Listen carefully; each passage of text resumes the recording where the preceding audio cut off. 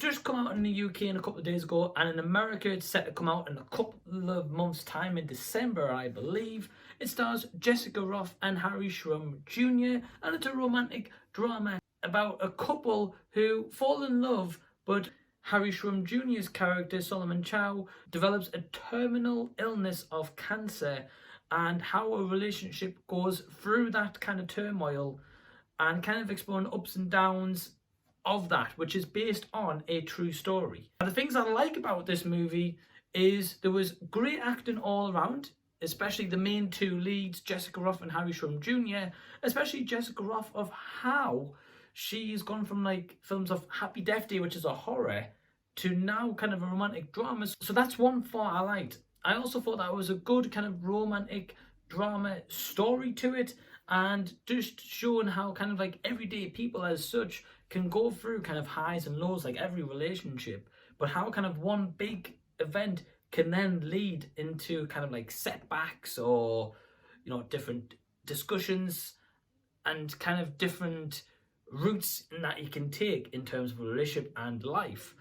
I thought in general it was a quite good story, and I like that it was inspired by the true event and brought that to the screen. The real couple, this happened to them in 2014 to 2015, so it's been a couple of years since that happened, but I like that it actually got a movie. Hollywood do that nowadays, but despite that, it was a nice story to tell. Well, that's one thing I liked, and there was some really good kind of believable elements into this, which I liked into the story, which I thought was really good. The things that I didn't like as such, and I didn't think that worked that well in this film, so again, I'm going to try and avoid any spoilers. So in this movie, Solomon Chow's character, there's kind of no backstory to him, whereas you see in this, you see Jen Carter's mum, so you kind of get something that's about the parents, but you don't hear about that about his side. So I don't know the story where that is, and maybe the audience won't either. I mean, if I missed it, I'll hold my hands up.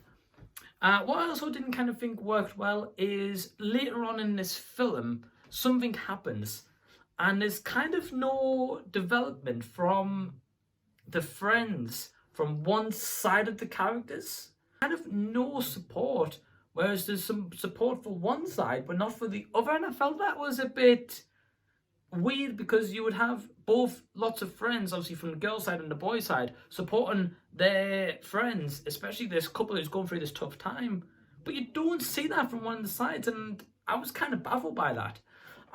They also go through kind of like a side story of one of the friends, which is vaguely touched on, and it's mentioned a couple of times, but not a lot, and it's not really explored.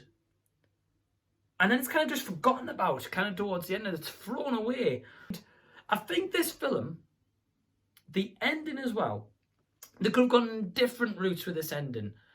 And I quite like the route they went to an extent, but I also think they could have thrown in a different element to this ending that would have had a better effect with kind of the mood they set towards the end. Because they get to a point and then they try to flip that mood, but by that point the investment's kind of gone. So I think there was a big missed opportunity towards the end. But I will say this, overall I thought the film was really good. I thought it was quite a touching movie, and I personally enjoyed it. Yeah guys, my score for this movie is... If you've seen this film, let me know in the comments below what your thoughts were. Again, I've tried to avoid all spoilers that I could. But yeah, guys, please subscribe to the channel and please give it a thumbs up if you enjoy the content. And it's nice to be back, and I'm hopefully going to bring you more reviews very soon. Until next time, it's been a Z Review, signing out.